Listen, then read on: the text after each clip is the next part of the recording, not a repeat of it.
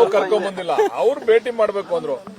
ಅಲ್ಲಿ ವಿರೋಧ ಮಾಡ್ತಾ ಇರ್ತಕ್ಕಂಥ ರೈತರು ಒಂದು 3 ದಿವಸ ಮುಂಚೆ ಉಪಮುಖ್ಯಮಂತ್ರಿಗಳನ್ನ ಭೇಟಿ ಮಾಡಿ ಅವರ ಸಲಹೆ ಸೂಚನೆಗಳನ್ನ ಕೊಟ್ಟಿದ್ರು. ಯಾವ ರೀತಿ ಇದನ್ನ ಆಗ್ಬೇಕಾದ್ರೆ ಏನ್ ಮಾಡಬೇಕು ಅಂತಕ್ಕಂಥದ್ದನ್ನ ಅವ್ರ ವಿಚಾರಗಳನ್ನ, ಯಾಕಂದ್ರೆ ಅವರು ಹೋರಾಟ ಮಾಡ್ತಾ ಇರ್ತಕ್ಕಂಥವ್ರನ್ನ ಯಾರು ಕರೆಯಲ್ಲ, ಎಲ್ಲ ಮಾತಾಡ್ತಿಲ್ಲ ಅಂತಕ್ಕಂಥ ಕೂಗು ಹೋಗ್ಬೇಕು ಅಂತೇಳಿ ಉಪಮುಖ್ಯಮಂತ್ರಿಗಳು ಎಲ್ಲರೂ ಕರೆಸಿ ಮಾತಾಡಿದ್ರು. ಈಗ ಅದಾದ ನಂತರ ಯಾರು ಪರ ಇದ್ದಾರೆ ಆ ರೈತರುಗಳು ಕೂಡ ನಾವು ಕೆಲವೊಂದು ಸಜೆಷನ್ಗಳನ್ನ ಕೊಡಬೇಕು, ಕೆಲವು ಬದಲಾವಣೆಗಳನ್ನ ಮಾಡಬೇಕು ಅಕ್ವಿಷನ್ಲಿ ಅಂತ ಹೇಳಿದ್ರು. ಅದಕ್ಕೋಸ್ಕರ ಆ ರೈತರುಗಳು ಕೂಡ ನಾವು ಮನವಿಯನ್ನು ಕೊಡಬೇಕು ಅಂತ ಅಂದ್ರು. ಅದಕ್ಕೆ ಅವ್ರಿಗೆ ಅವಕಾಶ ಮಾಡಿಕೊಟ್ಟಿದ್ರು. ಈ ಸಂದರ್ಭದಲ್ಲಿ ನನ್ನ ಕೂಡ ಉಪಮುಖ್ಯಮಂತ್ರಿಗಳು ಕರೆಸಿದ್ರು, ಯಾಕಂದ್ರೆ ಅದು ನನ್ನ ಕ್ಷೇತ್ರ ಆಗಿರೋದ್ರಿಂದ ನೀನು ಬರಪ್ಪ, ಅವರೆಲ್ಲ ರೈತರೆಲ್ಲ ಬರ್ತಾರಂತ ಹೇಳಿದ್ರು. ಅದಕ್ಕೆ ಬಂದು ಕೂತಿದ್ದೆ, ಅವ್ರು ಸಜೆಷನ್ಗಳನ್ನ ಕೊಟ್ಟಿದ್ದಾರೆ, ಅದನ್ನು ಫುಲ್ಫಿಲ್ ಮಾಡ್ತೀವಿ ಅಂತ ಹೇಳಿ ಉಪಮುಖ್ಯಮಂತ್ರಿಗಳು ಒಪ್ಕೊಂಡಿದ್ದಾರೆ. ಯಾಕಂದ್ರೆ ಇದು ಶುರುವಾದಾಗಿಂದ ಇವತ್ತವರೆಗೂ ಕೂಡ ನಾನೇ ಶಾಸಕ ಅಲ್ಲಿ, ಅದರಿಂದ ಈ ಪಾಂತಾಹ್ವಾನವನ್ನು ಸ್ವೀಕಾರ ಮಾಡಲಿಕ್ಕೆ ಉಪಮುಖ್ಯಮಂತ್ರಿಗಳು ತಯಾರಿದ್ದಾರೆ, ನಾವು ಕೂಡ ತಯಾರಿದ್ದೇವೆ.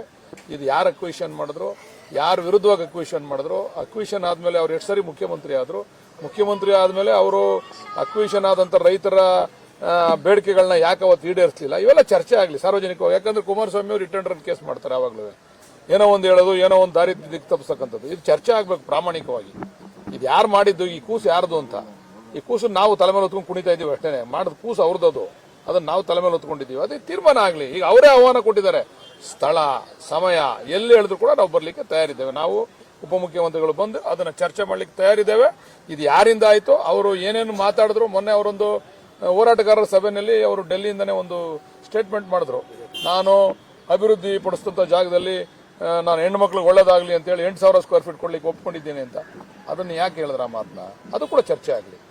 ಅವರು ಅಕ್ವಿಷನ್ ಬಿಡಬೇಕು ಅಂದವರು ಅದನ್ನ ಯಾಕೆ ಹೇಳಿದ್ರು ಅಂತಕ್ಕಂಥದ್ದು ಚರ್ಚೆ ಆಗಲಿ. ಆಮೇಲೆ ಅವ್ರು 2ನೇ ಸರಿ ಮುಖ್ಯಮಂತ್ರಿ ಆದಾಗ ಆ ಬೈರಮಂಗಲ ಸರ್ಕಲ್ ಹೋದಾಗ ಆ ರೈತರುಗಳು ಕೇಳಿದಾಗ ಇದು ಬಿಡ್ಲಿಕ್ಕೆ ಸಾಧ್ಯ ಇಲ್ಲ, ಇದು ನನ್ನ ಕನಸಿನ ಕೂಸು, ನಾನು ಇದು ಮಾಡೇ ತೀರ್ತೀನಿ ಅಂತ ಹೇಳ್ಬಿಟ್ಟು ಹೋದ್ರಲ್ಲ, ಅದು ಕೂಡ ಚರ್ಚೆ ಆಗಲಿ.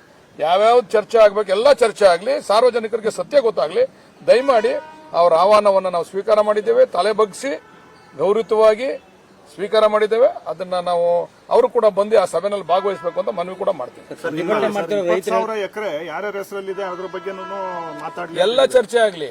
20,000 ಯಾರ ಎಕರೆ ಇದೆ, ಅವ್ರ ಹೆಸರಲ್ಲಿ ಎಷ್ಟು ಎಕರೆ ಇದೆ, ಅವ್ರ ಮಗನ ಹೆಸರಲ್ಲಿ ಎಷ್ಟು ಎಕರೆ ಇದೆ, ಅವ್ರ ಹೆಂಡತಿ ಹೆಸರಲ್ಲಿ ಎಷ್ಟು ಎಕರೆ ಇದೆ, ಅವೆಲ್ಲ ಚರ್ಚೆ ಮಾಡೋಣ. ಎಲ್ಲರೂ ಚರ್ಚೆ ಆಗಲಿ. ಸದ್ಯ ದೇವ್ರು ಒಳ್ಳೇದು ಮಾಡಿದ ನಮಗೆ, ಅವ್ರಾಗ ಅವರೇ ಚರ್ಚೆ ಕಡ್ತಿರೋದ್ರಿಂದ ಇದು ಸತ್ಯ ಅಸತ್ಯತೆ ಹೊರಗಡೆ ಬರಲಿ, ಅದೆಲ್ಲ ಚರ್ಚೆ ಮಾಡೋಣ. ಪ್ರತಿಭಟನೆ ಮಾಡ್ತಿರೋ ರೈತರು ಹೇಳ್ತಿರೋದು, ದೇವನಹಳ್ಳಿ ರೀತಿಯಲ್ಲಿ ಸರ್ಕಾರ ಈ ಒಂದು ನಿರ್ಧಾರನ ವಾಪಸ್ ಪಡೆಯೋವರೆಗೂ ನಮ್ಮ ಹೋರಾಟ ನಿಲ್ಲೋದಿಲ್ಲ ಅಂತ ಹೇಳ್ತಿದ್ದಾರೆ. ಯಾವ್ದಾದ್ರು ಒಂದು ಸ್ಕೀಮ್ ಮಾಡಬೇಕಾದ್ರೆ ವಿರೋಧ ಪರ ಎರಡೂ ಕೂಡ ಇರ್ತದೆ. ಇದರಲ್ಲಿ ಮೆಜಾರಿಟಿ ಆಫ್ ರೈತರು ಇಲ್ಲ, ನಮಗೆ ಇದು ಬಹಳ 20 ವರ್ಷಗಳ ತಲೆನೋವಿದು, ಇದನ್ನ ಬಗೆಹರಿಸಿ ಅಂತೇಳಿ ಮೆಜಾರಿಟಿ ಆಫ್ ರೈತರು ನಮ್ಗೆ ಹೇಳಿದ್ದಾರೆ. ಅದನ್ನ ಬಗೆಹರಿಸಕ್ಕೆ ಹೊರಟಿದ್ದೀವಿ. ವಿರೋಧ ಮಾಡೋರು ಸ್ವಲ್ಪ ಜನ ಇದ್ದೇ ಇರ್ತಾರೆ, ಅದನ್ನ ಅವ್ರು ವಿರೋಧ ಮಾಡ್ತಾರೆ. ಅವ್ರು ತಪ್ಪು ಅಂತಲ್ಲ, ಅವರ ಬದುಕಿನ ಹಕ್ಕು, ಅವ್ರು ಕೇಳ್ತಾ ಇರ್ತಕ್ಕಂಥದ್ದು ತಪ್ಪಿಲ್ಲ. ಅವ್ರು ಹೋರಾಟ ಮಾಡಲಿ. ಕೋರ್ಟ್ ಇದೆ, ಕಚೇರಿ ಇದೆ, ಅವ್ರು ಎಲ್ಲಿ ಬೇಕಾದ್ರೂ ಹೋಗಿ ಯಾವ ವೇದಿಕೆಯಲ್ಲಿ ಬೇಕಾದ್ರೂ ಹೋರಾಟ ಮಾಡಲಿ. ಅದು ಅಲ್ಲಿಂದ ಏನ್ ನಮಗೆ ಸಲಹೆ ಸೂಚನೆಗಳು ಬರ್ತವೆ ಅದನ್ನು ಪಾಲಿಸ್ತೀವಿ. ಸರ್, ಇದು ಕುಮಾರಸ್ವಾಮಿ ಅವರು ಮತ್ತೆ ಡಿ.ಕೆ. ಶಿವಕುಮಾರ್ ನಡುವಿನ ಒಂದು ಬಿಗ್ ಫೈಟ್ ಅನ್ನುವಂತ ರೀತಿಯಲ್ಲಿ ನಡೀತಾ ಇದೆ ಸರ್, ಒಂದು ಟೌನ್ಶಿಪ್ ವಿಚಾರವಾಗಿ. ಇದು ಕುಮಾರಸ್ವಾಮಿ ಅವ್ರ ಕೂಸು ಅಂತ ಹೇಳಿದ್ವಲ್ಲ ನಾವು, ಇದು ನಾವು ಮಾಡಿದ್ದ, ಡಿ.ಕೆ. ಶಿವಕುಮಾರ್ ಅವ್ರು ಮಾಡಿದ ನೋಟಿಫಿಕೇಶನ್. ಯಾವತ್ತಾದ್ರೂ ನಮ್ಮ ಸರ್ಕಾರ, ಕಾಂಗ್ರೆಸ್ ಸರ್ಕಾರ ಮಾಡಿದಂತದ ಪ್ರಿಲಿಮಿನರಿ ನೋಟಿಫಿಕೇಶನ್ ಮಾಡಿದೆ ಕುಮಾರಸ್ವಾಮಿ ಅವರು. ಟೌನ್ಶಿಪ್ ಮಾಡಬೇಕು ಅಂತ ಹೇಳಿ ನೋಟಿಫಿಕೇಶನ್ ಮಾಡಿದಂತ ಕುಮಾರಸ್ವಾಮಿ ಅವರು. ಅದ್ರ ವಿರುದ್ಧವಾಗಿ ಕೋರ್ಟ್ಗೆ ಹೋದಂತ ರೈತರು ಅವತ್ತು ಕೋರ್ಟ್ ಕೂಡ ಇಲ್ಲ, ಅಲ್ಲಿ ಟೌನ್ಶಿಪ್ ಆಗಬೇಕು, ನೀವು ಮಾಡಿ ಅಂತ ಹೇಳಿ ಕುಮಾರಸ್ವಾಮಿ ಅವರಿಗೆ ಸಹಕಾರ ಕೊಟ್ಟಿರ್ತಕ್ಕಂಥ ಉದಾಹರಣೆ ಕೂಡ ಇಲ್ಲಿದೆ. ಅದರಿಂದ ಚರ್ಚೆಗಳಾಗ್ಲಿ, ಇದು ಸತ್ಯ ಅಸತ್ಯತೆ ಹೊರಗಡೆ ಬರಲಿ, ಚರ್ಚೆ ಆಗಲಿ. ನಾವು ಡೆಲ್ಲಿಗೆ ಯಾವಾಗ ಸರ್ ಹೋಗ್ತೀರಿ ಮತ್ತೆ? ಎಂತಕ್ಕೆ ಎಲ್ಲ ನೀವು ಸಚಿವ ಸ್ಥಾನದ ಅಲ್ಲಿ ಏನು ವರ್ಕೌಟ್ ಆಗಲ್ಲ. ಡೆಲ್ಲಿನಲ್ಲಿ ಎಲ್ಲ ಇಲ್ಲೇ ವರ್ಕೌಟ್ ಆಗೋದು, ಅಲ್ಲೇನು ವರ್ಕೌಟ್ ಆಗಲ್ಲ.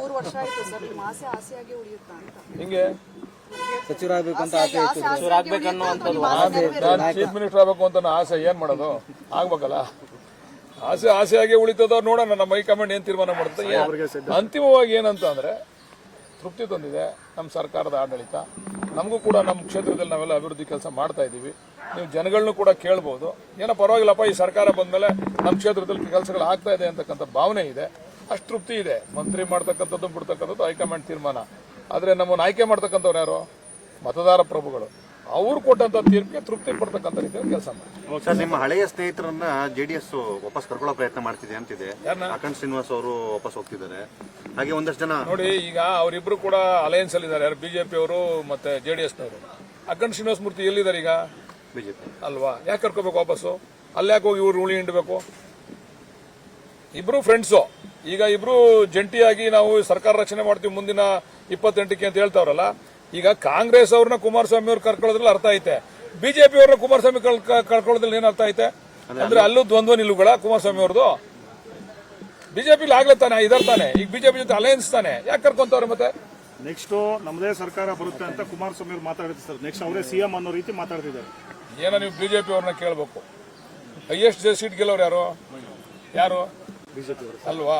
ಅವರು ದಾರ ಎಳಿತೀವಿ ನಾವು ಕುಮಾರಸ್ವಾಮಿಗೆ ಅಂತಂದ್ರೆ ಅವ್ರು ಬಂದ್ರೆ ಅವ್ರ ಕನ್ಸು ನೆನಸಾದ್ರೆ ನಾವೇನ್ ಸುಮ್ಮನೆ ಕೂತಿಲ್ಲ, ನಾವೇನ್ ಸನ್ಯಾಸಿಗಳಲ್ಲ. ನಮ್ಮ ಹೋರಾಟ ನಮ್ಮ ಶ್ರಮ ಎಲ್ಲ ನಾವು ಹಾಕ್ತಿವಿ. ಒಂದು ಪಕ್ಷ ಏನಾರ ಲಾಟ್ರಿ ಗಿಟ್ರಿ ಹೊಡೆದ್ಬಿಟ್ರೆ ಅವ್ರಿಗೆ ಅವಾಗ ಜಾಸ್ತಿ ಸೀಟ್ ಗೆಲ್ಲೋರು ಯಾರು? ಅವರೆಲ್ಲ ಆಯ್ತು ಕುಮಾರಸ್ವಾಮಿಗೆ ನಾವು ದಾರಿ ಎಳಿತೀವಿ, ಅವ್ರ ಕಾಲಿಗೆ ನಮಸ್ಕಾರ ಮಾಡ್ಕೋತೀವಿ ಅಂದ್ರೆ ನಮ್ದು ಅದರಲ್ಲಿ ತಗೊಳ್ಳಲ್ಲ.